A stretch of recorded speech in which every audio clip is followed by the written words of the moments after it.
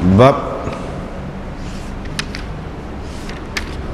tentang waktu sembahyang zuhur. Dengan sanadnya Imam Abu Dawud meriwayatkan dari Jabir bin Abdullah, katanya, kuntu usalli zuhur, saya bersembahyang zuhur bersama Rasulullah sallallahu alaihi wasallam,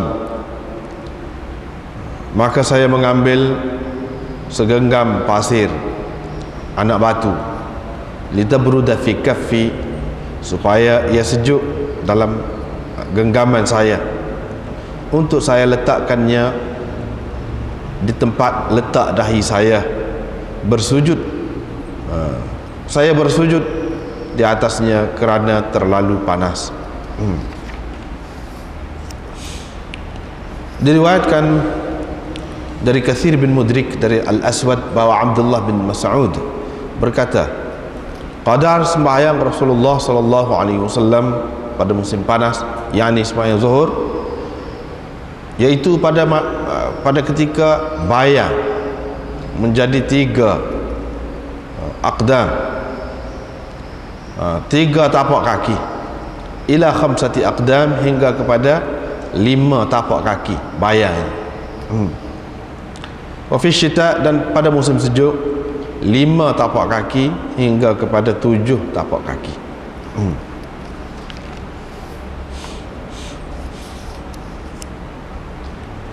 Diriwayatkan dari Abu Dzar, beliau berkata, kami pernah bersama Nabi sallallahu alaihi wasallam,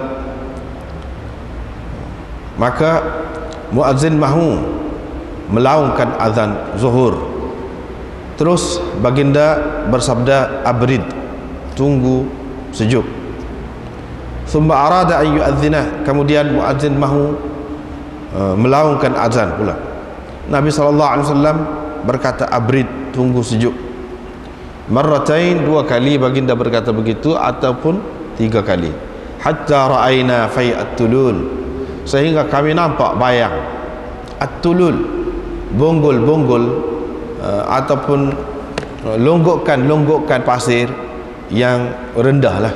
Itu makna tulul, longgokan pasir ataupun tanah yang rendah, yang pusu lah, supaya pusu, bukan bukit, tak pusu. Thumma qala, kemudian baginda bersabda, inna syiddatal har min fayhi jahannam, sesungguhnya panas yang terlalu kuat itu adalah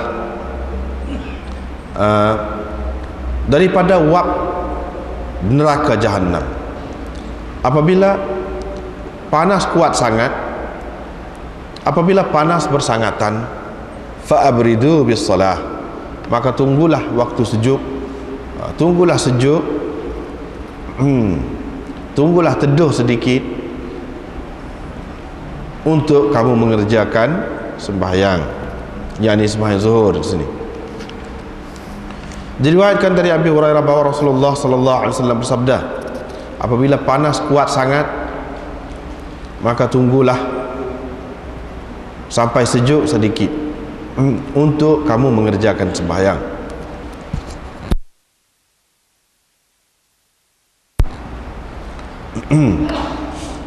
Ibnu Mawhab berkata bis salah, yakni fa'abridu bis salah, bukan fa'abridu anis salah. Beza lafaz. Fa inna syiddatal har min fayhi jahannam, kerana panas yang terlalu kuat itu adalah dari wap neraka jahannam. Diriwayatkan dari Jabir bin Samurah bahwa Bilal kana yu'adzinu zuhur, selalu melaungkan azan zuhur, idza dahadatis syams, apabila matahari tergelincir. Babun fi waqti salatil asr, ini bab tentang waktu sembahyang asar. Diriwayatkan dari Anas bin Malik bahwa beliau menceritakan kepada perawi di bawahnya, yaitu Ibnu Syihab, bahwa Rasulullah sallallahu alaihi wasallam bersembahyang asar ketika mana matahari masih lagi putih dan tinggi dan hidup, masih lagi hidup, dan orang yang pergi ke Awali, yang di kawasan pinggir Madinah, dapat sampai ke sana, wasyamsu murtafi'ah, dalam keadaan matahari masih lagi tinggi. Diriwayatkan dengan sanadnya, Imam Abu Daud meriwayatkan dari Zuhri bahawa beliau berkata, Awali, yakni kawasan pinggir Madinah itu terletak kira-kira 2 batu ataupun 3 batu. Qala, perawi berkata, dan saya rasa dia ada juga berkata atau 4 batu, yakni dari Madinah, dari pusat bandar. Seterusnya dengan sanadnya, Imam Abu Daud meriwayatkan dari Khaythamah, beliau berkata hayatuha. Tadi kan dalam hadis tadi dia kata matahari masih lagi putih, tinggi, hidup. Apa makna hidup? Hidup matahari. Hayatuha, yakni hidupnya matahari itu ialah antajida harraha, yaitu engkau masih merasakan kepanasannya. Itu makna hayat asyams, hidup matahari itu. Diriwayatkan dari Urwah bahawa Aisyah beliau berkata Aisyah menceritakan kepadaku, sesungguhnya Rasulullah sallallahu alaihi wasallam bersembahyang asar ketika matahari masih lagi berada di dalam rumahnya. yakni matahari kelihatan dari dalam rumahnya qabla an tazhara, yakni sebelum matahari itu menghilang ataupun melepasi, yakni dinding rumahnya, yakni tidak kelihatan lagi dari dalam rumahnya. Diriwayatkan dari Ali bin Syaiban, katanya kami telah pergi menemui Rasulullah sallallahu alaihi wasallam di Madinah. Baginda mentakhirkan sembahyang asar madamat asy-syams bayda naqiyah, selagi matahari itu putih dan bersih. Seterusnya riwayat daripada Ali radhiyallahu anhu bahwa Rasulullah sallallahu alaihi wasallam bersabda pada hari Khandaq, mereka telah menghalang kita mengerjakan sembahyang wusta, yaitu sembahyang asar. Mala Allahu buyutahum wa quburahum nara, semoga Allah memenuhkan, mengisi rumah-rumah mereka dan kubur-kubur mereka dengan api.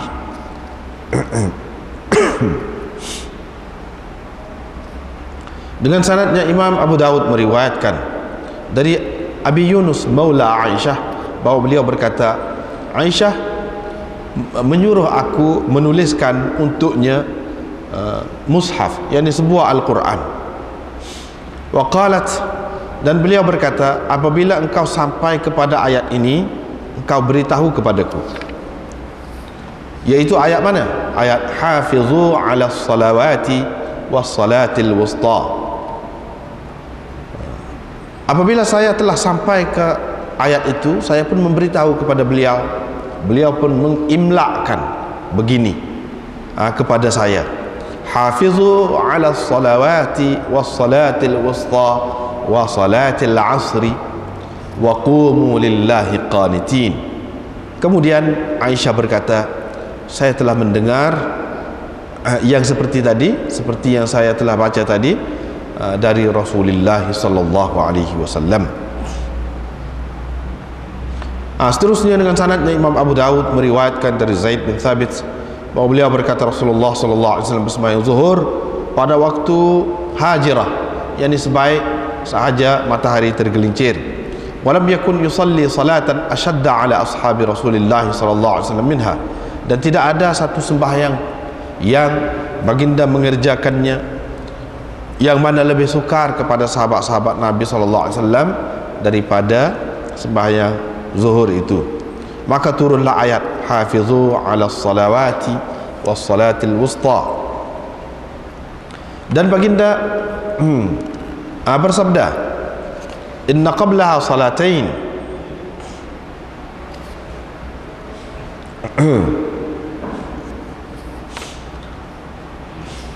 ataupun waqala, itu maknanya fa'il dia tu Zaid bin Thabit, yang perawi hadis ini. Sesungguhnya sebelumnya ada 2 sembahyang dan selepasnya ada 2 sembahyang.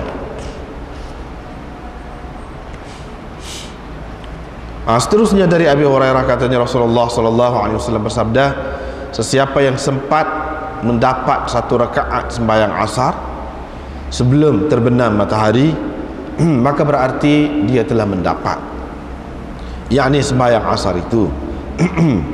Dan sesiapa yang telah mendapat serakaat sembahyang fajar sebelum terbit matahari, berarti dia telah mendapat, yakni mendapat sembahyang fajar itu. Dengan sanadnya Imam Abu Daud meriwayatkan dari Ala bin Abdurrahman bahawa beliau berkata, kami masuk menemui Anas bin Malik selepas zuhur, faqama yusalli al-asr. Selepas itu beliau mengerjakan sembahyang asar. Apabila dia selesai bersembahyang, kami pun menyebutkan tentang segeranya beliau bersembahyang asar itu. Ataupun perawi Syak Anas itu sendiri menyebutkan tentang kenapa dia bersembahyang cepat itu. Dengan mengatakan, saya telah mendengar Rasulullah sallallahu alaihi wasallam bersabda, itulah sembahyang orang-orang munafik, itulah sembahyang orang-orang munafik, itulah sembahyang orang-orang munafik.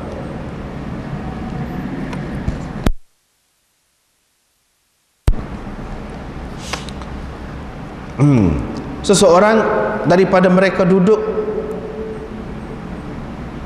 sehingga kuning matahari, warna matahari itu.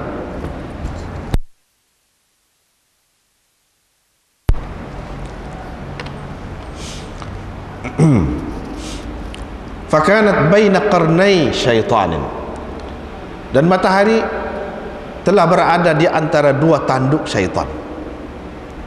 Ataupun ala, bukan baina, tapi ala qarnai syaitan, ini sehingga matahari berada di atas dua tanduk syaitan.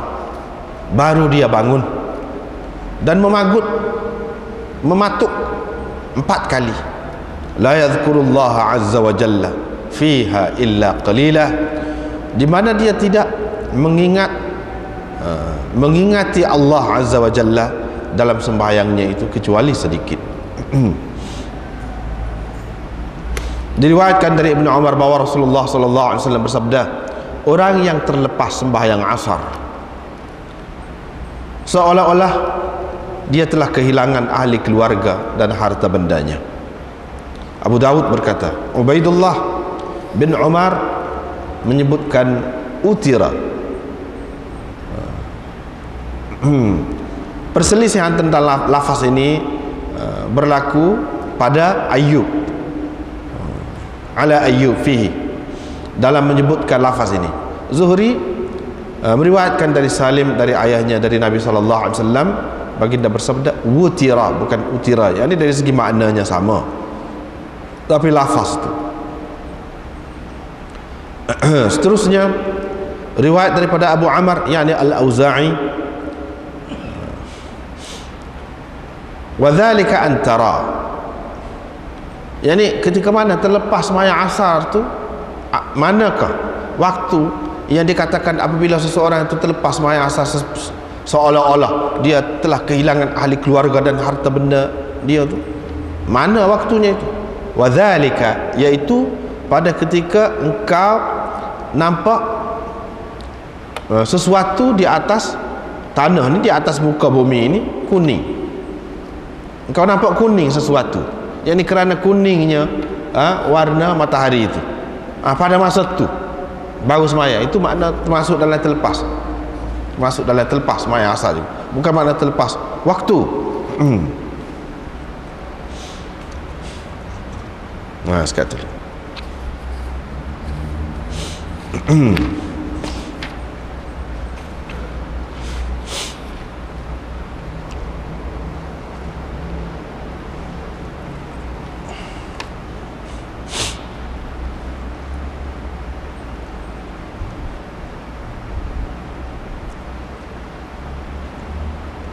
Kita masih lagi dalam bab waktu ni.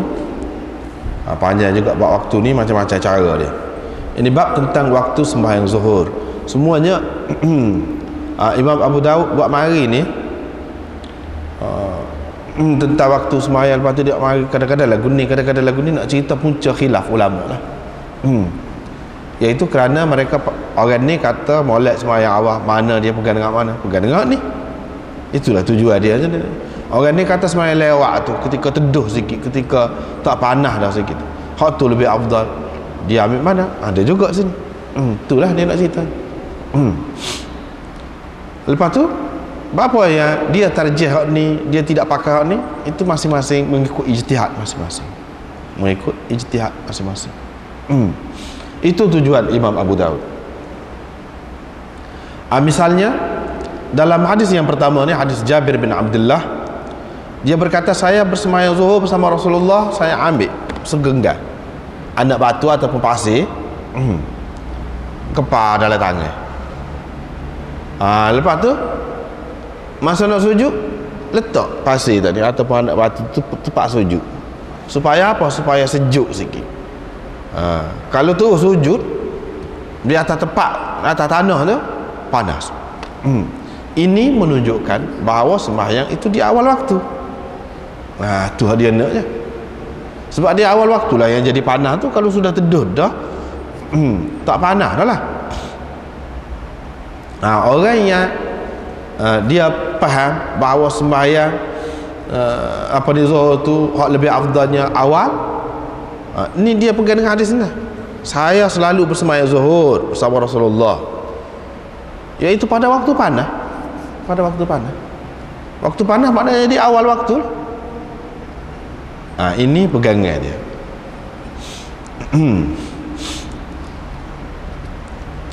Satu perkara yang boleh diambil daripada sini. Perkara yang kedua, perkara yang kedua, iaitu mengikut setengah ulama lah, yang dia faham, dia istimbak daripada hadis ini, iaitu tak boleh sujud kecuali dengan dahi atas tanah ataupun atas lantai itu. Maknanya hidung tidak memadai. Sebab di sini dia sebut untuk saya letakkan dahi saya, bukan hidung saya. Dahi saya. Ini perkara yang kedua, iaitu sujud. Pada ketika sujud kena dahi ni yang kena. Panah pun tak boleh, kena juga. Walaupun dengan kita letak pasir, dengan letak apa pun tak cara lah tu, tapi kena letak juga dahi itu di atas tanah. Itu perkara yang kedua. Yang ketiga, mengikut setengah-setengah ulama, ini menunjukkan bahawa tidak boleh menggunakan kain yang dipakai oleh seseorang itu untuk melapik. Misalnya kita kata ni lengan baju kita pakai baju gombal di luar kalah, kita letak, tak boleh letak kain gitu hak kita pakai. Tapi kalau serban tu suku lah, hak suku tu kita letak tu. Dia kata itu perkara yang ketiga. Perkara yang keempat, pergerakan sedikit sebanyak dalam sembahyang tu tidak membatalkan. Sekadar tadi, mana ambil pasir genggam, duduk sembahyang ambil pasir genggam, sampai masa nak sujud letak pasir sujud, tak apa setara tu. Berdasarkan hadis ini.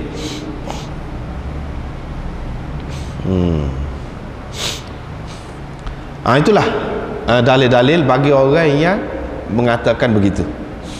Dalilnya hak tadi lah, dia ambil daripada hadis ni. Bagi orang yang tidak setuju, dia bantah. Dia bantah. Apa bantahan dia nya? Betul, kalau kita terima hadis ini panas sangat, menunjukkan sembahyang di awal waktu. Kalau kita terima memang di awal waktu sungguh, maka hadis ini sudah mansuh, kata dia. Satu, hadis ini sudah mansuh dulu, ni cerita dulu. Hak kemudiannya seperti hadis hak lepas ni kita baca, sahabat Nabi SAW nak ban, Nabi SAW kata abrid, tunggu, sejuk dulu, biar sejuk dulu. Berkali-kali nak ban, mana masuk waktu dah lah nak ban tu, yang nak ban tu masuk waktu lah 2-3 kali. Nabi SAW suruh tunggu, dia tak bui. Ini menunjukkan bahawa hak ni, hak panah ni cerita dulu.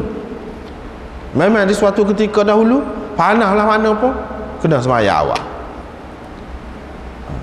Bila kita tahu hak suruh sejuk ni hak kemudian, maka hak semaya lewat sikit pada ketika panas itu, hak tu yang lebih afdal. Hak ni lah yang memansuhkan hak ni. Itu yang pertama. Yang kedua, kata dia kalau negeri yang panas, di negeri yang panas tidak nanti awal waktu pasir itu panas, kalau lewat sikit pun panas lagi, waktu asar tu pun panas lagi. Jadi ambil pasir letak depan nak suruh sejuk tidak semesti menunjukkan di awal waktu. Tu. Sampai waktu maghrib panas lagi, kata dia. Mungkin dia tak ada tudung, tak ada gapo, tak ada atap gapo, masjid terbuka gitu. Itu yang kedua. Yang ketiga, yang ketiga tadi kan, kesimpulan istinbat yang ketiga yang dibuat oleh setengah-setengah ulama, tak boleh sujud atas hidung, di batas hidung, kena sujud dahi kok mana-mana. Dia ambil mana salah satunya hadis inilah, sebab dia kata untuk saya letakkan dahi saya. Maknanya mengikut golongan yang pertama tadi, dia kata kalau boleh hidung mestilah dia letak hidung, sebab hidung tu sikit nak banding dengan dahi ni luar, kena panas. Demon ni hak jawab ni pula, dia kata kata dia hidung pun panas sepatutnya juga, kau serah panas lagi daripada dahi tu. Ini tidak menunjukkan dahi kau, hidung kau hak wajib kena tu, tidak. Bahkan kita tak boleh katakan di sini dahi tu mesti kena, tak boleh. Kalau hidung saja tidak memadai, tak boleh. Kita tak boleh pegang dengan hak ni, kata dia. Tu Imam Abu Hanifah kata lagu tu. Maknanya kalau dalam semaya ni, kalau dahi ni tutup belakang, tidak panas pun. Ni tutup belakang, pakai serban kita kata. Sebab tu kita tengok sebelah luar ni pakai serban tebal pakai depan ni, macam mana nak kena ni dahi. Lepas tu dia tidak akak pakai atas, tak, setengah-setengah tu dia lilit tu rapat ke sini, macam nak todong kening ni. Lepas tu semaya lagu mana? Hidung, dia kira ada hidung mengikut mazhab dia. Dengan sebab itu jangan kita gaduh tegur lah kalau kita tengok lagu tu, terutama dia tu orang pandai, orang alim. Maka kita duduk bobel pula alik belakang, alim kau dia kita kata semaya dahi pun tak apa, tak boleh kata lagu tu. Dia ada cara dia. Jadi dia tolak hak ni, dia tak terima. Sebab apa? Hak ni tidak menunjukkan dahi itu mesti. Tapi dia pun kata, semua kata kalau kena dahi, hak tu lebih molek. Semua kata lebih molek. Cuma sah ke tidak sah semaya? Dia kata sah lagi. Tapi bagi orang yang mengatakan syarat kena dahi ni, tak sah semaya. Jadi dengan sebab tu kita kena melera lah, kena jagalah. Jangan tak kena dahi tu ke mana-mana pun. Hak kita soal kita tahu mazhab tu, hak ni pendapat lagu ni, pendapat lagu ni, itu suku. Hak kita nak buat ni molek, buat hak melera lah, melera semua. Hak kita nak buat. Sebab ada pendapat yang mengatakan mana siapa tak sah semaya, jadi tak ada pasal. Dengan sebab itu moleklah kita biar buka, biar kena dahi ni. Biar kena dahi. Supaya kena dahi itulah, maka elok pula. Mana kalau pakai piyah, kalau pakai serban, setengah-setengah orang tu kalau sebelah luar tu dia tak ada piyah, dia tak pakai serban, dia ambil sapu tangan dia ikat. Supaya apa? Supaya tidak lindung dengan rambut.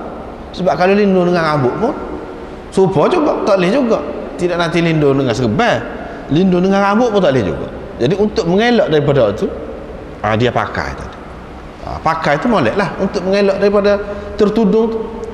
Tetapi kalau rambut tu memang orang tu botak, kalau misalnya kita kata, ataupun rambut dia tu memang tidak jatuh ke depan, tidak sampai tudung, tak apa. Tak apa juga, asalkan kena dahi.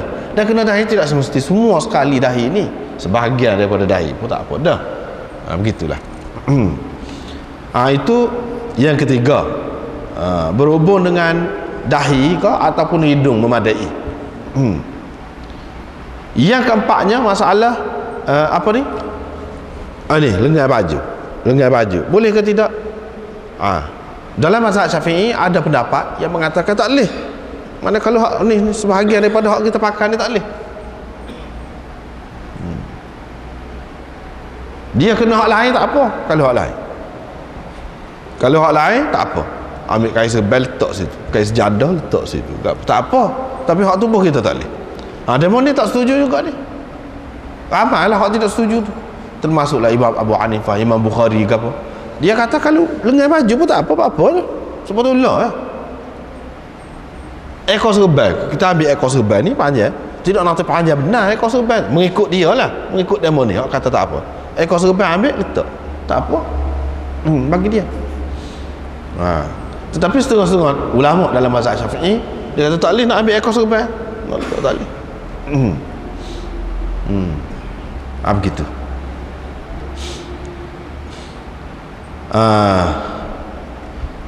Golongan yang pertama tadi yang kata tak boleh, kalau boleh mesti dia guna dah kain tu. Jadi demo ni kata tak mesti, biar dulu terbukti dulu dia tu pakai kain tu, baju dia ni, lengan baju dia tu luar besar ke, biar tentu dulu hak tu. Kalau selagi tak tentu, mana kita tahu dia pakai baju sekat ni baju dan dia tidak ada kain lain, mana kita tahu. Kita tak boleh buat kesimpulan bahawa tak boleh nak eret lengan baju ni untuk nak lapik tu, tak boleh, tidak jelas sini. Apalagi bagi ulama-ulama yang mengatakan bahawa hadis ini sudah mansuh, ini cerita dulu.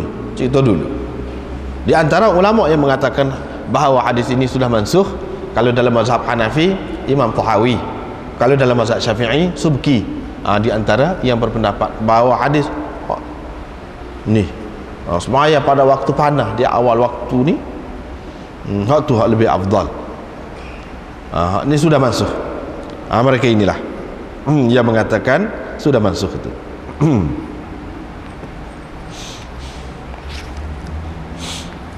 Seterusnya Abdullah bin Mas'ud menceritakan qada semaya,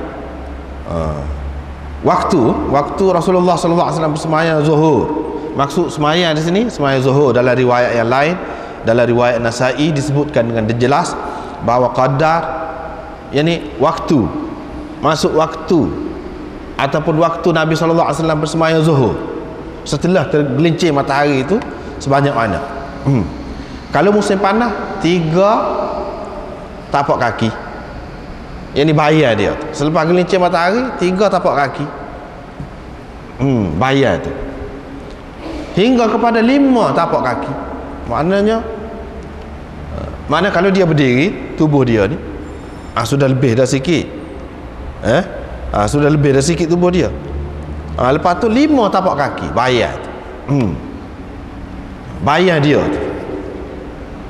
Mana agak lewat lah ni pada musim panas. Pada musim sejuk 5 tapak kaki hingga 7 tapak kaki. Ini bergantung kepada tempat lah, tidak serupa ni.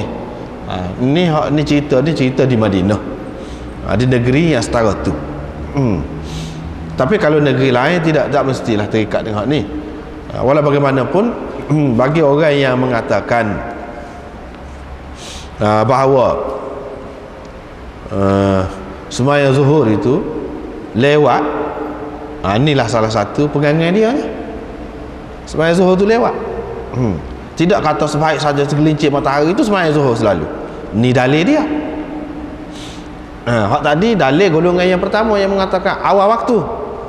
Hak ni golongan yang kedua yang mengatakan lewat.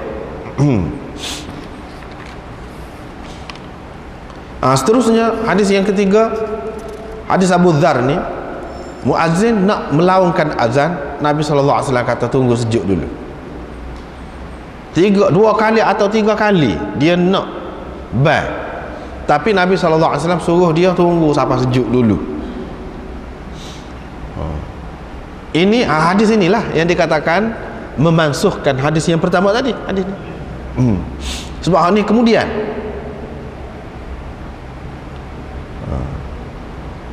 dan bukti bahawa Nabi SAW pelewat ni iaitu 2-3 kali dah nak ban ni apabila masuk waktu dah barulah ban. Mana tidak kata bila masuk waktu tu sembahyang salat, tidak, bahkan 2-3 kali lagu tu. Setengah-setengah ulama dia kata hak ni dalam perjalanan Nabi SAW buat lagu ni. Kalau di tempat sendiri tidak. Tapi tidak, banyak juga hadis-hadis yang menunjukkan bahawa di Madinah ketika tidak dalam perjalanan pun dibuat gitu. Dia buat gitu juga kalau sekiranya panas. Hadis ini juga menjadi punca kepada pahaman ulama yang mengatakan kalau sekiranya ada apa-apa hal yang boleh mengganggu seseorang itu dalam sembahyangnya dan menyebabkan dia tidak khusyuk, dia boleh pelewat sikit sembahyang dia tu. Jangan sampai kepada waktu makruh ataupun waktu haram, syaratnya jangan sampai ke situ lah. Tapi pelewat sikit tu tak apa.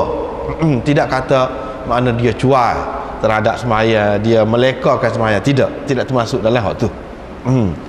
Tidak termasuk dalam alladzina hum an salatihim sahun, tidak termasuk dalam hal tu. Sebab apa? Sebab Nabi SAW sendiri pun buat.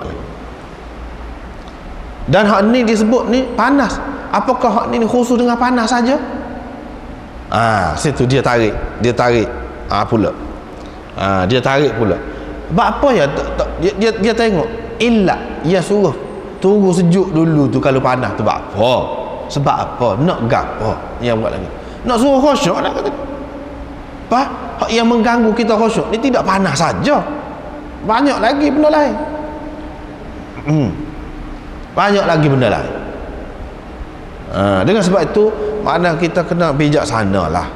Kadang-kadang setengah-setengah orang kadang-kadang setengah-setengah orang dia terlalu nak jaga jemaah. Bagus jaga jemaah tu dengan bini dia gapo. Jadi sehingga kalau sama bini dia tu nak ajak sembahyang jemaah sama, bagus sekiranya tak ada gapo-gapo.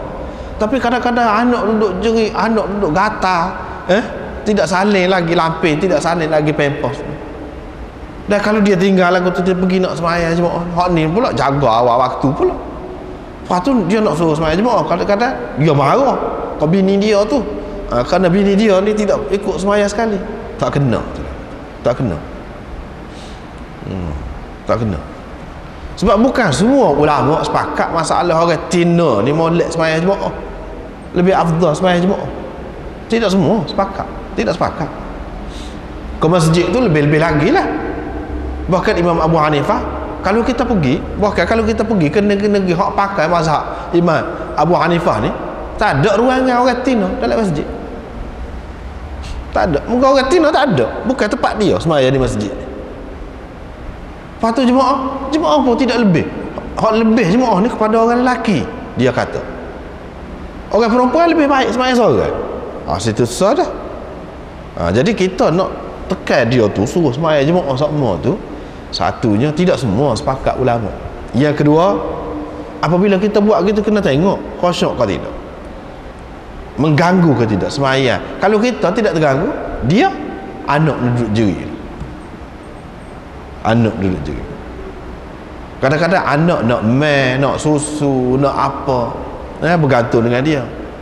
Banyak keadaan perempuan itu yang mana tidak perlu kita ikat ataupun menyusahkan dia sampai begitu. Dan kalau kita tidak jaga itu pun tidaklah orang kata tidak warak, tidak beragama, tidak termasuk waktu tu. Bahkan jaga hak khusyuk tu lebih afdal lagi. Walaupun dia sembahyang seorang, walaupun dia sembahyang lewat sikit, lebih afdal. Gitu. Sebab baru ni kita sudah bicara dah masalah awal waktu tu tak ada satu pun hadis yang sahih. Hak kelebihan sembahyang awal waktu. Itu susah. Hak jemaah ni masih ada khilaf lagi. Hak jemaah berkenaan dengan orang perempuan tu. Begitu. Dia ambil daripada hak ni lah, hadis ni lah. Jadi adakah khusus dengan panas saja? Setengah ulama dia pegang dengan zahir, dia kata khusus dengan panas saja. Tapi setengah ulama ashabul ra'yi, dia tidak pakai ni zahir hadis ni saja dak, dia tengok maksud dia, illat dia tu gapo dia, iaitu menghilangkan khusyuk. Lepas tu bukan panas saja yang menghilangkan khusyuk, bahkan kita tengok Nabi SAW dalam hadis yang lain ada sebutkan bahawa kalau seseorang itu nak sembahyang dan hidangan sudah dihidangkan, dia suruh makan dulu. Buat apa? Lepas tu jangan seseorang itu bersembahyang dalam keadaan dia ditekan oleh dua perkara yang menekan, iaitu nak kencing, buang air besar dan air kecil. Itu bukan panas, bukan sejuk tu, tak ada kena-mengena. Apa ya dia tak sebut. Dia tengok banyak hadis-hadis yang lain. Ini semua menunjukkan kalau kita sembahyang juga, mana dia hilang khusyuk. Hak khusyuk tu hak naknya. Termasuklah ni. Cuma ini sebagai panduan. Kemudian ulama lah pula buat kesimpulan, tarik kesimpulan maksud dia tu. 2-3 kali dia kata gitu, sehingga kami nampak bayar tulun, bayar pusu ni dia rendah. Nak ada bayar tu dia lewat lah, matahari tu jauh dah, maknanya condongnya barulah ada bayar dia. Kalau benda tu benda tinggi, bangatlah ada bayar. Ni hak rendah, dia nak ceritanya lewat, dia nak ceritanya sembahyang ni lewat. Nabi SAW pernah buat juga lagu tu. Nabi SAW buat macam-macam cara. Tujuannya nak beri panduan kepada kita, tidak kata dia jaga awal waktu sama, tak. Tengok keadaan. Kemudian Nabi SAW bersabda, bagi orang yang mengatakan illat dia tu panah, maka dia kata ni, inna shiddatal har min fayhi jahannam. Panah yang kuat sangat itu adalah daripada wak neraka jahannam. Sebab tu, sebab panah. Jadi benda lain tak ada. Tak ada.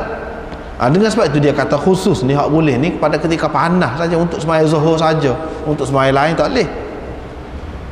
Dan kerana sebab lain tak boleh, sebab Nabi SAW sudah sebut dah. Ni sebab dia. Tapi bagi golongan yang lain pula, ulama yang lain pula, dia kata tidak.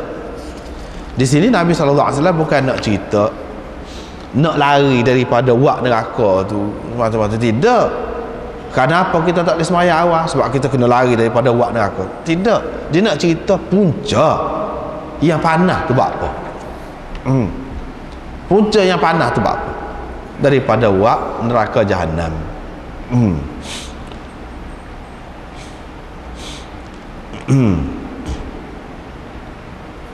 Daripada wak neraka jahannam. Baiklah, kita kata wak neraka jahannam ni dia panas ni tidak serupa juga kita. Jadi apakah wak neraka jahannam tu marinya tidak serupa? Mana di negeri yang sejuk ataupun kawasan-kawasan yang hak sini panas benar, sana sejuk benar, salji dah. Lagu mana? Pada masa yang sama. Kalau maksud masa tu mari wak tu, maka sepatutnya panas belaka muka bumi ni. Jadi situ ada kemuskilan. Di sini Nabi SAW tidak nak cerita, bukan makna pada masa tu, dia nak cerita punca yang jadi panas. Kita tahu setakat, maknanya hak manusia dia tahu setakat ni punca panas ni matahari. Kalau kita tanya lagi, soal lagi, punca panas matahari tu mari mana pula? Susu pergi, dia puncanya daripada neraka. Kepanasan tu. Lepas tu satu tempat dengan satu tempat ni dia berbeza pula tu kerana banyak sebab-sebab lain. Yang jadi beza dari segi cuaca, suhu, panas dan sejuk tu, banyak sebab-sebab lain lah. Tetapi punca kepanasan tu, waktu nak cerita punca kepanasan, yang mana kalau matahari itu berada betul-betul di atas kepala kita, maka jadi panas lah. Sebab apa? Sebab punca tu dekat. Tu maknanya sampai kepada kita.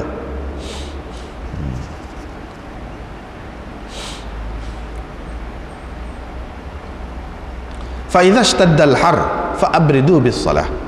Apabila panas tu kuat sangat, maka kamu tunggu sejuklah. Jadi di sini apakah maknanya apabila panas kuat sangat, maknanya wak neraka. Apabila kita bertemu dengan hak neraka, molek kita lari. Apakah makna gitu? Tidakkah hak moleknya pada ketika neraka tu dipanaskan, maknanya ketika itulah kita semayanya untuk menyejukkan lawan dia. Boleh jadi orang kata lagu tu. Tidak. Di sini hak abridu bis salah ni untuk kemudahan kita, untuk kemudahan kita. Bukan bermakna pada masa tu tak boleh semaya. Sebab kita tidak semaya pada masa tu, orang di tempat lain duduk semaya, dia tidak panas pada masa tu. Terutama hak duduk di negeri sejuk, dia duduk semaya. Kita tu yang menghadapi panas tu disuruh sejuk untuk kemudahan kita.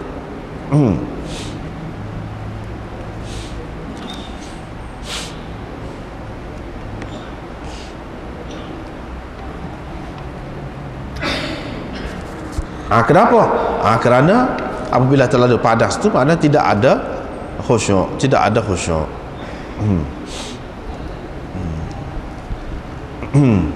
Jadi golongan ulama tadi dia kata sepatutnya pada masa itulah semaya, sebab rahmat nak tudung, kita kata azab Allah. Ini gambaran ataupun kita kata fenomena azab lah, azab. Punca azab Allah SWT tu sepatutnya kita kena tudung dengan rahmat lah. Untuk mengatasi azab itu. Setengah-setengah ulama dia kata kita tak boleh nak fikir gitu bila dah Nabi SAW sebut secara macam saat ni, kita kena terima, tak usah duduk bahas. Tak usah duduk bahas. Nak tutup azab itu dengan rahmat, moleknya kita kena semaya. Dan dia tak sewi semaya, dia suruh pilih masa sejuk, kita pilih masa sejuk lah gitu. Itu yang jawapan yang pertama. Jawapan yang kedua ulama bagi, iaitu bila wak neraka tu nyata itu bermakna mazhar, bagi mazhar ataupun tajalli ghadab Allah Subhanahu Wa Taala itu nyata pada masa itu. Tajalli ataupun pernyataan sifat murka Allah Subhanahu Wa Taala itu nyata, lebih nyata pada masa-masa yang lain. Ketika sifat Allah Subhanahu Wa Taala ni murka dia tu nyata, kita tidak dibenarkan buat mengatasi nak lawan dia dengan cara buat apa-apa, tak boleh, kecuali kepada orang yang diizinkan. Dalam masalah ni kita tidak diizinkan, kita disuruh supaya tunggu masa sejuk sikit. Jadi macam mana kita nak lawan hak tu? Seperti mana ini mengikut pendapat yang kedua lah. Seperti mana di pada mahsyar, apabila semua orang ni dalam keadaan menghendaki syafaat, bantuan, pertolongan, semuanya senyap berlaku, semuanya senyap. Nabi-nabi pun tak kata gapo, nabi-nabi pun tak kata gapo, senyap. Pasal apa? Pasal semua tahu bahawa itu masa itu adalah masa mazhar ataupun tajalli ghadab, kemurkaan Allah Subhanahu Wa Taala. Hanya hak boleh keceknya sama dia, iaitu orang yang diizinkan. Nabi kita, dialah yang mengadu, sebab dia diizinkan. Mana kena ada keizinan daripada syarak, kena ada keizinan daripada syariat, daripada Allah Subhanahu Wa Taala. Dalam bab ni serupa juga, yakni tajalli murka Allah Subhanahu Wa Taala itu lebih nyata pada masa itu berbanding pada masa yang lain. Yang tajalli ghadab dia tu nyata dalam bentuk tu, dia nyata banyak bentuk. Kemurkaan dia tu nyatanya dalam banyak bentuk, tapi salah satu bentuk yang sentiasa dialami, selalu dialami oleh orang, iaitu dalam bentuk itulah panas tu. Kalau nak kiranya gempa bumi, seperti berlaku tsunami baru-baru ni, dan banyak itu semua pernyataan kemurkaan Allah SWT, sifat qahar dia, sifat jabbar dia. Nak nyata hak tu lah tu, nak menyata hak tu. Syadidul iqab dia tu, sifat tu nak menyatakan hak tu. Tetapi hak tu jarang-jarang, hak selalu nampak tiap-tiap hari. Kalau orang yang ada negeri dia mengalami musim panas, hak ni nampak. Pada masa tu tak boleh kita nak kata apa, kecuali kita kena ikut syariat. Di sini syariat suruh kita tunggu masa sejuk. Jadi tidak ada hak untuk kita nak semaya. Kita nak kata sepatutnya kita berdoa lah pada masa tu. Semaya ni pun dalam bentuk doa juga. Sepatutnya kita berdoa lah pada, tak boleh. Dan moga syariat kata kita tunggu sejuk. Kita tak boleh nak guna akal kita kata sepatutnya dah nyata kemurkaan Allah, sepatutnya pada masa tu lah kita berdoa. Tak boleh. Tak boleh lagu tu. Kecuali yang diizinkan. Di sini kita tidak diizinkan. Itu jawapan yang kedua.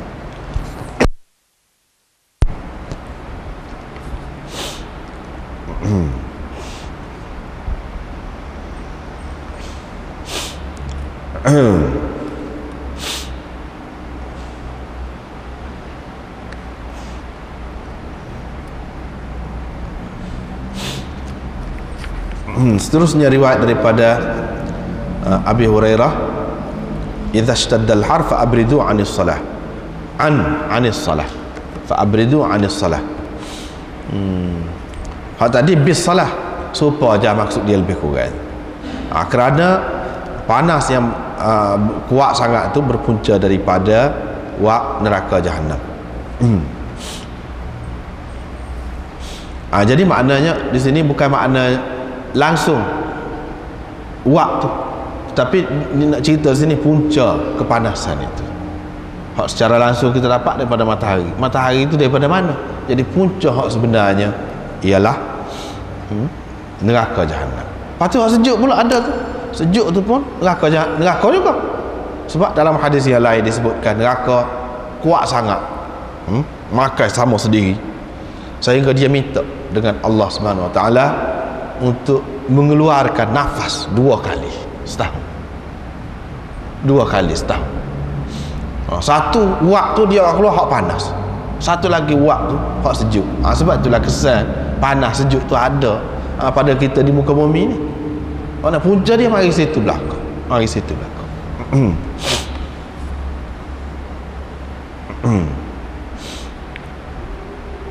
Seterusnya riwayat daripada Jabir bin Samurah bahawa Bilal selalu berzuhur apabila tergelincir matahari. Ini mana dalam keadaan biasa, dalam keadaan tidak terlalu panas sangat, dan untuk menunjukkan masuknya waktu. Di sini juga Imam Abu Daud nak cerita bahawa ban ni untuk semaya ke untuk waktu. Ada 2 pendapat ulama. Bagi ulama yang mengatakan ban ni untuk waktu, mana dalil dia? Hak ni. Mana bila masuk waktu ban. Tidak semestinya bila ban tu kita nak semaya selalu.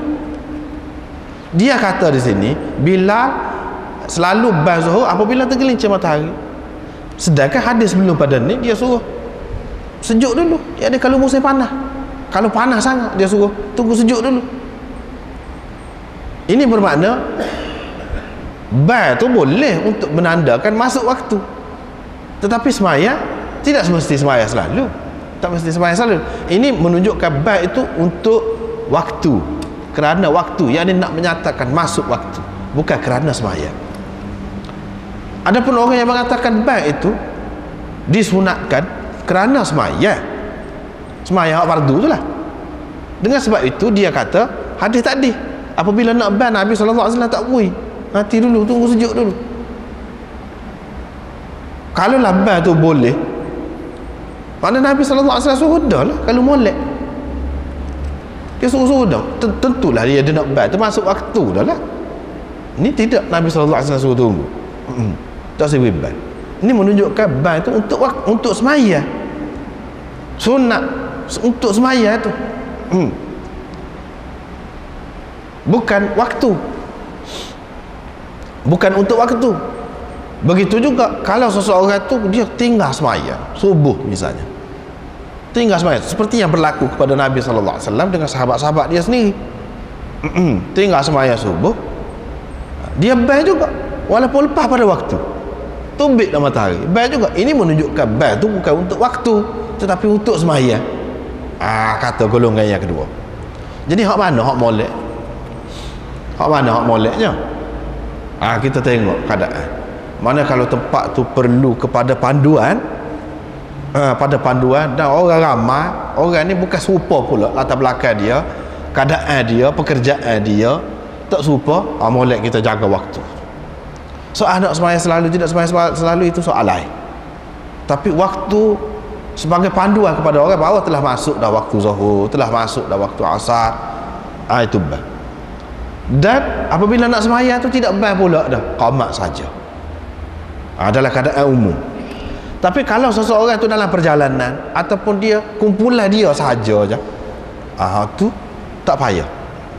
Tak payah bah untuk menunjukkan waktu, tak payah. Sebab sama-sama tahu belakang dah masuk dah waktu, cuma kita tak sembahyang lagi. Kita tak sembahyang lagi. Apabila kita nak sembahyang, barulah bah. Sebab apa? Supaya tidak terlalu jauh antara bah dengan sembahyang tu. Supaya tidak terlalu jauh. Hak tu yang lebih moleknya. Kalau sekiranya kumpulan tu kumpulan yang sama, berada di satu tempat, tidak mengelirukan orang, dan semuanya tahu tentang waktu gapo, moleknya kita melera, kita ambil bah tadi untuk sembahyang. Lebih utama kalau kita berikan untuk sembahyang. Tetapi kalau macam di masjid-masjid umum begini, ni molek bila saja masuk waktu. Seperti mana yang berlaku lah, seperti mana yang diamalkan sekarang ni pun macam tu. Memang molek dah lah, betul dah lah, gitu.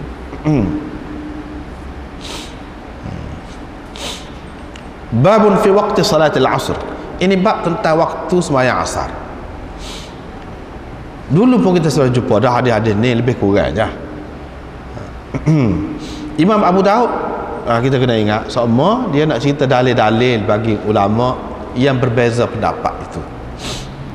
Yang ni ada yang mengatakan sembahyang asar tu molek pada awal waktu, ada yang mengatakan molek lewat sikit, tu je.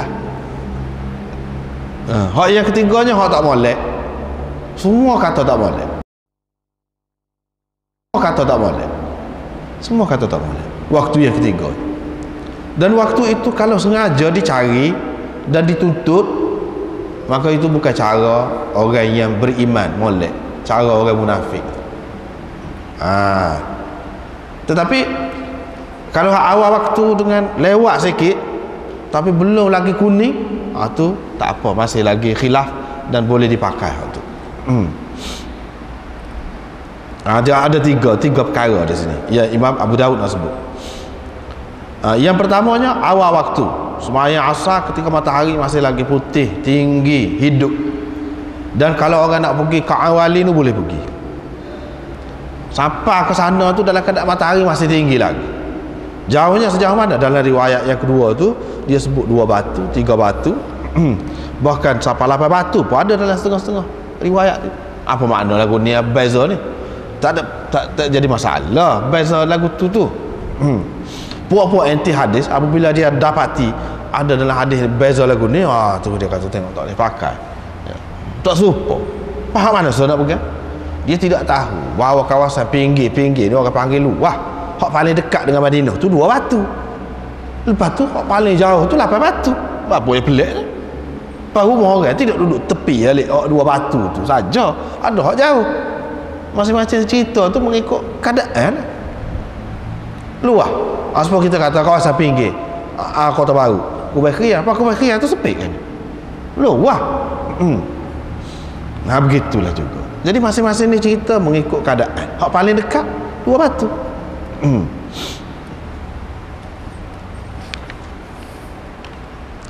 Seterusnya riwayat. Hak ni semua riwayat ni mana tak sampai kepada Nabi SAW.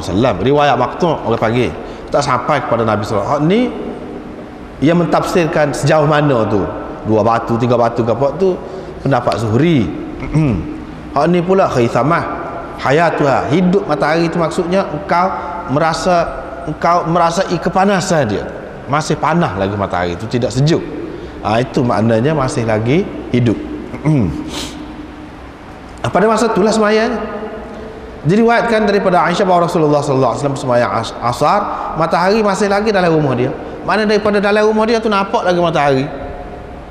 nampak lagi matahari, makna tinggi lagi lah matahari. Awal ini menunjukkan sembahyang asar tu awal. Kalaulah matahari itu sudah tak nampak dah, lepas ke belakang dah, daripada dinding rumah dia, menunjukkan rendah dalam matahari ni dah. Makna matahari dalam rumah dia lah, makna nampak daripada dalam rumah tu nampak. Sebab rumah dia ni bukan sebab rumah kita yang lindung ni. Sebab negeri dia tu negeri yang kurang hujan, jarang-jarang hujan. Dan duduk terdedah gitu, terbuka. Adapun kita ni tak boleh pasal banyak hujan. Sekurang-kurangnya dia ada ruangan-ruangan yang terbuka begitu, supaya mudah kalau musim panas boleh tidur di luar gitu. Tapi masih lagi dalam lingkungan rumah, orang lain tak nampak. Mudah nak duduk dalam tu panas. Cara bentuk rumah dia tu berbeza. Golongan yang mengatakan bahawa ni tidak menunjukkan awal waktu, dia kata. Orang yang mengatakan tidak awal waktu Nabi SAW sembahyang, lewat hadis ni juga dia pegang. Sebab dia kata masih lagi nampak daripada dalam rumah dia, sebab dinding rumah dia tu rendah, dia kata. Dia bagi kot tu pula. Sebab dinding rumah dia tu rendah, nampak lagi walaupun rendah dah matahari pun nampak lagi, duduk dalam rumah lagi. Dia kata gitu. Tetapi yang jelasnya mengikut kebanyakan ulama, dia faham di sini matahari itu masih tinggi lagi. Itu maksudnya.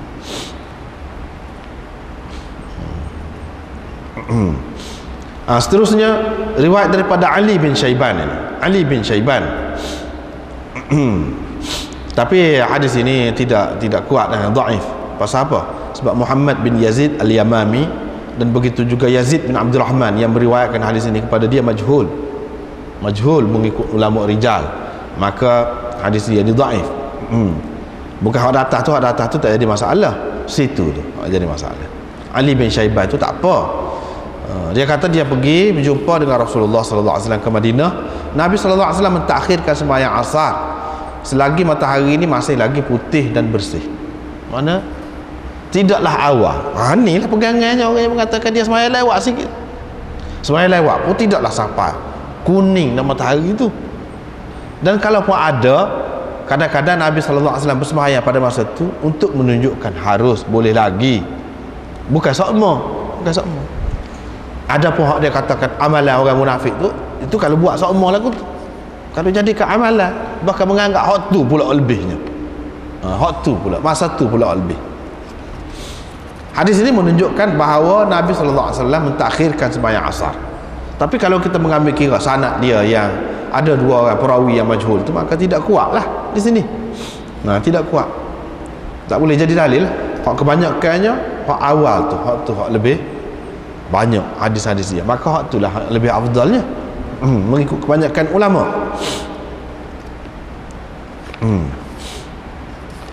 Seterusnya riwayat daripada Ali radhiyallahu anhu bahawa Rasulullah sallallahu alaihi wasallam bersabda pada hari Khandaq, perang Khandaq ni pada tahun yang kelima Hijrah.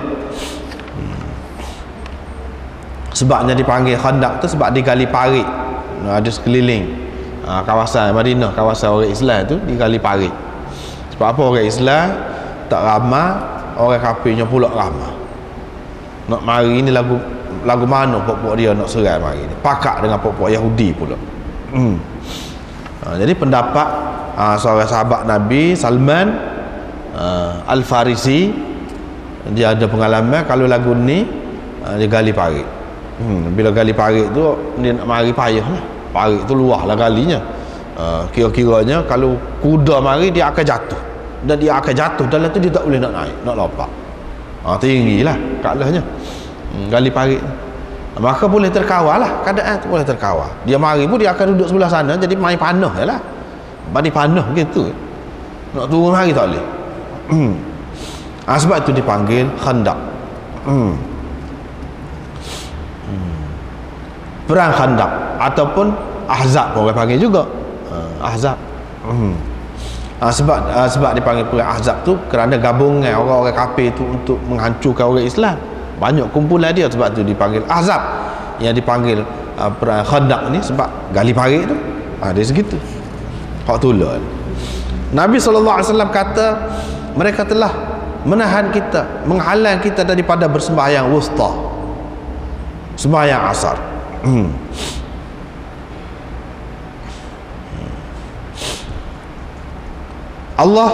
Semoga Allah memenuhi rumah-rumah mereka, yakni semasa hidup mereka, dan kubur-kubur mereka selepas mati dengan api. Dengan api. Yakni Nabi SAW doakan keburukan untuk mereka.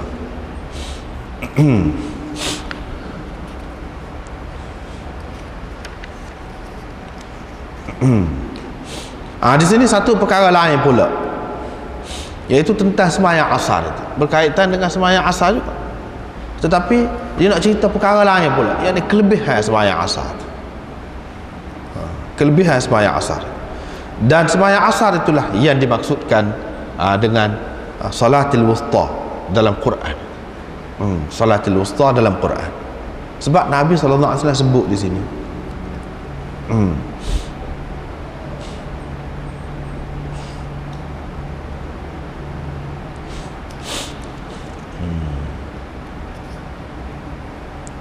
Hak tu hendaknya, hak tu hendak, maknanya kelebihan sembahyang asar itu sendiri. Munasabahlah kalau dalam riwayat kemudian ni dia kata seorang yang terlepas sembahyang asar tu macam dia kehilangan ahli keluarga dia dan harta benda dia. Tapi dalam riwayat tu terlepas tu mengikut tafsiran Al-Auza'i-nya, terlepas daripada waktu yang terpilih. Maknanya sembahyang tu pada waktu telah kuning tu, sesuatu tu telah jadi nampak kuning.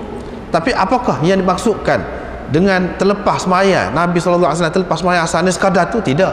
Terlepas ni terlepas sungguh. Sampai lepas maghrib baru dia sembahyang, baru dia sembahyang asar, terlepas sungguh. Bukan seperti mana dalam situ tu. Situ pun mengikut setengah-setengah ulama, dia kata terlepas asar, terlepas sungguh. Hak tu makna kehilangan ahli keluarga dan harta benda dia tu, bukan terlepas daripada waktu yang terpilih seperti kata Al-Auza'i. Itu pendapat Auza'i. Orang lain pula kata terlepas sungguh waktu asar. Ini menunjukkan waktu asar dan sembahyang asar itu adalah perlu dijaga dan istimewa, sembahyang yang istimewa. Disebutkan dalam Quran sebagai salatil wusta.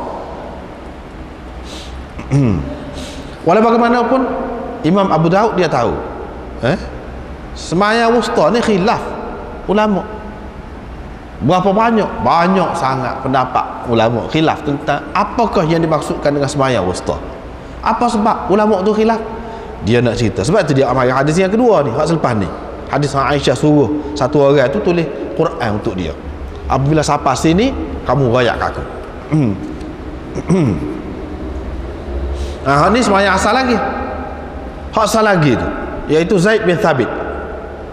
Nabi SAW sembahyang zuhur. Sembahyang zuhur itulah yang paling berat kepada sahabat-sahabat Nabi SAW. Maka turun ayat hafizu ala salati wa salatil wusta. Maknanya sembahyang wusta di situ sembahyang zuhur. Sembahyang zuhur, bukan sembahyang asar. Hak Nabi SAW tinggal sembahyang asar tu, nampak salatil wusta tu sembahyang asar.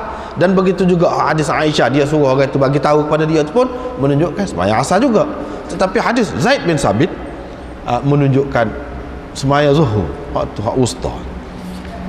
Sebab ayat ni turun berkenaan dengan hak sembahyang zuhur, hak sahabat berasa sukar itu. Sebelumnya ada dua sembahyang dan selepasnya ada dua sembahyang. Dalam riwayat dia sebut. Jadi dah muka 5 kita letak atas mana-mana pun kalau kita pakai tu, maknanya sebelumnya ada dua sembahyang, selepasnya ada dua sembahyang juga kalau nak kira mana-mana pun.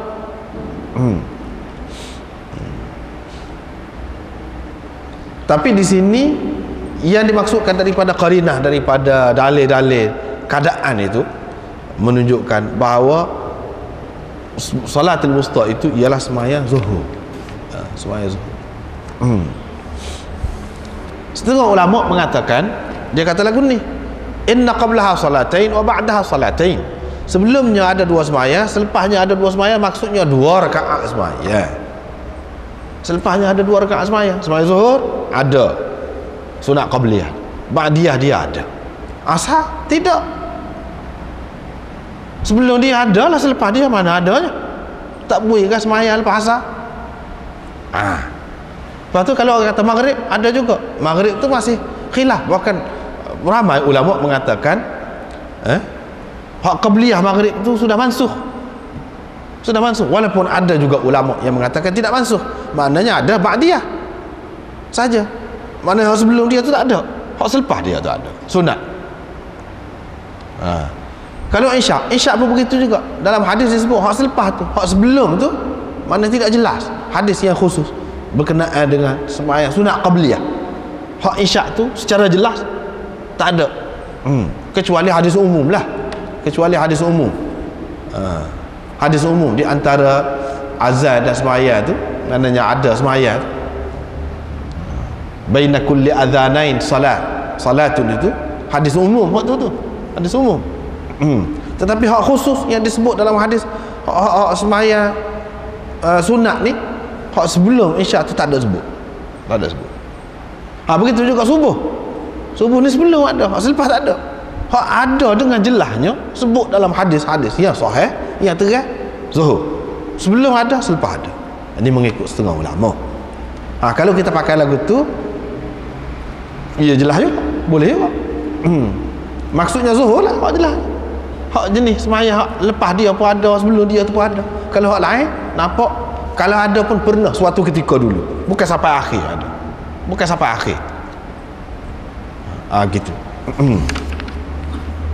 Kemudian berhubung dengan salatul wusta ni, ada 19, 20 pendapat nah. Apakah yang dimaksudkan dengan salatul wusta? Walaupun jumhur ulama dan kebanyakan sahabat, kebanyakan tabi'in mengatakan sembahyang asar itu hak tu salatul wusta. Imam Abu Hanifah, Imam Ahmad dan kebanyakan ulama dalam mazhab Syafi'i ramailah mengatakan sembahyang wusta itu ialah sembahyang asar. Hatul hak kebanyakan. Tapi ada lagi yang lain, sembahyang subuh, sembahyang zuhur. Imam Abu Hanifah ada juga pendapat dia kata sembahyang subuh dalam satu riwayat. Yang ketiga sembahyang asar. Yang keempat maghrib, kerana maghrib ni kata dia tak boleh qasar dalam pada ketika musafir. Pasal apa? Dan maghrib ni kata dia sebelum dia sembahyang qahar, selepas dia tu sembahyang derah.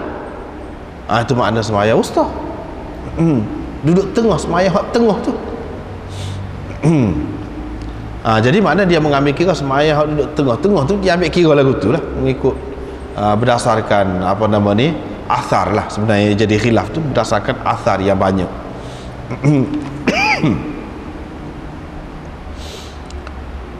Yang kelima, semua sembahyang wusta berlaku, semua sembahyang. Yang keenam, sembahyang jemaah. Yang ketujuh, zuhur pada hari-hari lain, tapi kalau hari Jumaat, sembahyang Jumaat. Yang ke-8, isyak, kerana ia terletak di antara dua sembahyang yang tidak boleh diqasar. Isyak. Mana dia mengambil kira wusta tu makna sembahyang yang duduk tengah. Duduk tengah di antara dua sembahyang yang tidak boleh diqasar. Itu mengikut pendapat lah. Sembahyang duduk di antara dua sembahyang yang tidak boleh diqasar, yang di subuh dan maghrib tidak boleh diqasar. Tetapi mengikut jumhur ulama ni, dia kata sembahyang wusta tu bukan makna tengah. Kalau tengah boleh kata belakang lah, tengah jadi muka 5. Tengah belakang boleh kata belakang mana-mana pun. Maksud wusta di situ mengikut merekanya iaitu sembahyang yang istimewa, yang lebih. Yang lebih itu makna wusta. Seperti apa ni, wa kadzalika ja'alnakum ummatan wasata, umat pertengahan. Bukan makna pertengahan umat hak duduk tengah, dak. Mana umat yang istimewa, umat yang ada kelebihan. Wasat tu maknanya gitu. Dan biasanya orang yang lebih yang istimewa, dia sifat dia tu sederhana, tengah. Duduk tengah. Yang ke-9 sembahyang subuh dan isyak. Yang ke-10 subuh dan asar. Yang ke-11 sembahyang jemaah. Hak tu sembahyang wustanya. sembahyang Jumaat. Yang ke-12 sembahyang witir. Yang ke-13 sembahyang khauf, itu sembahyang wusta. Yang ke-14 sembahyang hari raya haji. Yang ke-15 sembahyang hari raya puasa. Yang ke-16 sembahyang duha. Yang ke-17 salah satu daripada 5 sembahyang 5 waktu lah, tapi dengan tidak tentu lah, dengan tidak tentu, salah satu, tak tahulah, itu Allah SWT saja yang tahu. Yang ke-18 sembahyang subuh ataupun asar, mana secara atau begitu bergile-gile. Ada ketikanya wusta tu kena subuh, ada ketikanya kena asar begitu. Yang ke-19 tawakuf, tak saya kata lah ke mana-mana, ikut surah Tuhan. Tak saya kata. Yang ke-20 ada yang kata sembahyang malam, salatul lail. Mana 20 dapat tentang salatul wusta. Jadi bagi ulama yang tak saya terima sembahyang wusta tu sembahyang asar, sebab dia kata ni dalam hadis Aisyah tu, hak dia suruh rakyat ke dia apabila sampai pada ayat tu, hafizu ala salawati was salatil wusta wa salatil asri. Maknanya di sini salatul wusta wa salatil asri, ataf ni ataf dengan waw, ataf dengan waw lil mughayarah, menunjukkan lain-lain. Maknanya sembahyang asar dia sebut suku kan tu, salatul wusta sebut suku, dan ataf dengan waw menunjukkan salatul wusta tu bukan asar lah, hak lain. Itu menunjukkan sembahyang wusta tu bukan asar, sebab ataf dengan waw. Kalau tidak, apa makna ataf dengan waw? Dia awak pergi kot, dia bagi kot. Kemudian hadis yang pertama tu, habasuna an salatil wusta mala Allahu buyutahum wa quburahum nara. Salatil asri di situ mengikut setengah-setengah ulama, dia kata ini mudraj minar rawi, bukan hak Nabi sallallahu alaihi wasallam sendiri kata salatil asr. Nabi sallallahu alaihi wasallam kata hak tu je, habasuna an salatil wusta mala Allahum buyutahum wa quburahum nar. Hak tu salatul wusta tu tafsiran salah seorang perawi, yakni mudraj minar rawi, bukan kata-kata Nabi sallallahu alaihi wasallam. Dia bagi kot tu. Aisyah tu dia kata waw tu ada waw. Bila ataf dengan waw makna lain, tidak hak tu lah. Orang yang terima hak ni sembahyang wusta tu sembahyang asar, dia kata waw ni waw tafsiriyah. Waw ni bukan waw ataf, tetapi waw tafsiriyah. Waw mentafsirkan salatul wusta tu apa? Yaitu sembahyang asar, yaitu dengan makna yaitu, bukan dengan makna dan, bukan dengan makna dan, dengan makna yaitu. Yang ni sebab waw tu waw tafsiriyah, dia pakai macam tu. Itulah sebab jadi berbeza tu. Imam Abu Daud dia nak cerita, dia amal hadis ni, apakah demo hak tak terima hak asal tu ni terang ni lah, dia ada cara dia faham. Sebab tu jadi khilaf tu. Kadang-kadang dalil ni khilaf, dalil tu dalil sama, cara faham tu lain, tu sebab jadi berbeza pendapat. Kadang-kadang dalil lain-lain, sebab tu jadi berbeza. Dia mentarjihkan dalil ni, hak ni mentarjihkan dalil ni, hak ni kata sudah mansuh, hak ni kata tidak mansuh lagi. Kadang-kadang gitu, kadang-kadang hadis tu lah, cuma cara faham tu berbeza, menyebabkan mereka berbeza pendapat. Itu tujuan Imam Abu Daud mari hadis ni. Dia nak suruh kita perhati, bagi orang yang mengaji, dia tahulah ni cara dia nya. Apa yang dia tak terima ni, sebab dia faham, dia faham waw ni waw ataf, bukan waw tafsiriyah.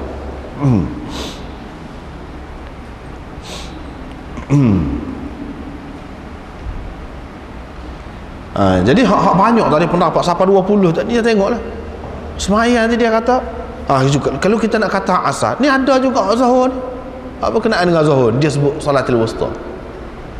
Kalau kita perhati dia sebut zuhur di sini ni, maknanya payah, susah, berat kepada sahabat-sahabat Nabi pada masa tu. Dia pun kata sembahyang wusta tu makna tidak tentu kat mana-mana, asalkan susah kepada seseorang. Pas kesusahan tu tidak serupa kepada orang tu, tak serupa pula. Orang ni susah sembahyang ni, orang ni susah sembahyang ni. Jadi wusta tu mengikut masing-masing. Ada juga yang berpendapat begitu. Sebab apa? Sebab dia tengok kepada hadis-hadis yang lain, nampaknya tidak tetap. Apa begitu? Supaya kita ni ambil berat belaka lah, supaya dengan malam qadar itulah juga bulan puasa ni Lailatul Qadar tu tidak tentu. Tu sebab apa? Supaya kita buat belaka. Supaya kita buat belaka. Ni pun lebih kurang tu lah. Seterusnya, sesiapa yang dah satu rakaat sembahyang fajar sebelum terbit matahari, makna dia dah. Dia dah itu maksudnya dah tunai. Satu pendapat. Satu lagi makna dia dah, maknanya dia dah dari segi hukum wajib dia tu. Dia sudah kena sembahyang. Maknanya kalau seseorang tu dia mari kotor, lepas tu dia suci. Suci itu sekadar setara mana?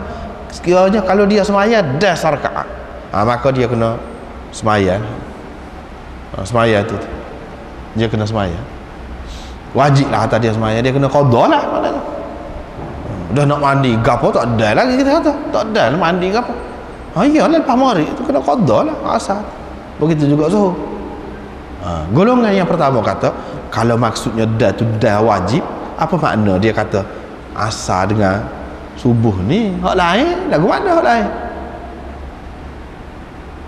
Dak, dia kata tidak makna wajib ni, kata dia. Dengan makna dah, orang panggil sembahyang tunai, kata dia. Sembahyang tunai. Sembahyang tunai. Bukan qada. Walaupun hak 4 lagi tu sembahyang dalam waktu maghrib. Hak 3 lagi tu saja dah dalam waktu asar. Mana lebih banyaknya dalam waktu maghrib. Orang panggil sembahyang asar tunai lagi. Hak soal kurang molek tu soal lain tu. Ada juga yang mengatakan sesiapa yang dah satu rakaat, mana dia dah jemaah. Dia dah jemaah. Mana boleh pahala jemaah. Boleh pahala jemaah. Kalau dia dah rakaat, boleh pahala jemaah. Ada yang mengatakan kalau sesiapa yang dah, dia dah dengan rakaat situ maknanya rokok. Dia pergi tu imam duk rokok. Makna dia dah. Mana kalau sujud tak dah rokok. Mana dia gitu dia dah rokok sekali kata imam. Makna dia dah rakaat tu. Dia dah rakaat tu. Ada juga yang kata lagu tu. Macam-macam lah pendapat. Hadisnya ni. Hadisnya ni.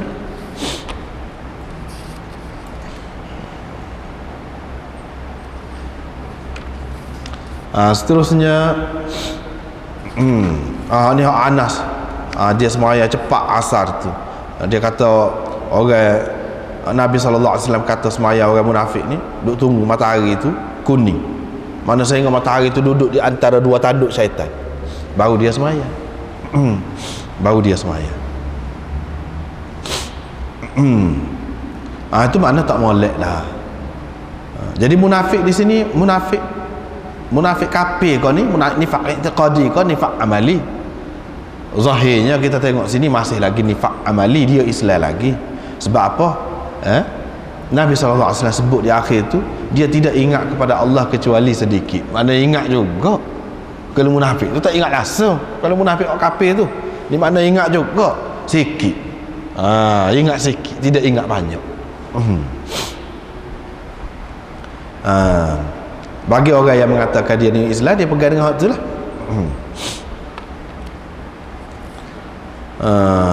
Apa yang dua tanduk syaitan itu? Sebab syaitan oleh kerana orang sembah matahari. Nabi SAW tak boleh sembahyang pada masa itu pasal apa? Pasal orang yang menyembah matahari, dia sembah matahari pada masa itu. Dan bila sembah matahari ni syaitan suka lah. Sebab apa? Dia boleh jadi sembah matahari itu dengan hasutan syaitan juga. Oleh kerana dia ni makhluk yang kecewa, dia pergi duduk, biar jadi nampak orang sembah dia hakikatnya. Itu yang dikatakan duduk di antara dua tanduk syaitan. Syaitan duduk situ dekat matahari itu. Duduk situ tu duduk sungguh. Sebab apa? Dia nak orang yang sembah dia. Orang sembah dia. Sebab matahari sembah matahari itu pun sebab dia juga. Dia nak orang sembah dia. Satu lagi pendapat, maksud dianya di antara dua tanduk syaitan. Tanduk tu makna kekuasaan, mana boleh ke syaitan. Boleh ke syaitan, orang yang mengikut kuasa ataupun pengaruh syaitan.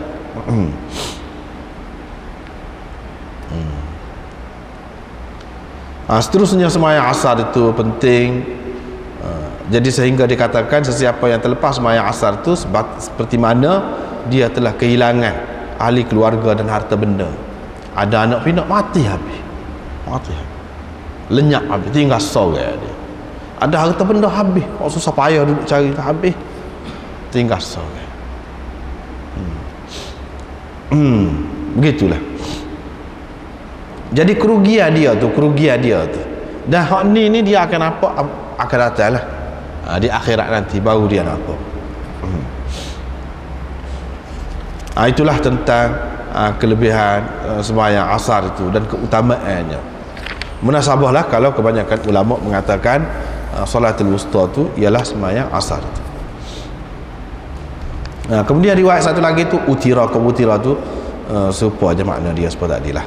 Kemudian tafsiran Al-Auza'i, hak terlepas tu maksud terlepas sembahyang asar tu terlepas waktu yang terpilih. Yang ni kalau dia sembahyang ketika matahari tu sudah kuning dah, semua benda ni nampak kuning dah, pada masa tu pun termasuk dalam hak tadi juga mengikut dia. Tapi mengikut ramai lagi ulama yang lain mengatakan tidak, maksud terlepas tu terlepas sungguh. Yang dileka dianya sampai dia tak sembahyang asar dalam waktu, dia.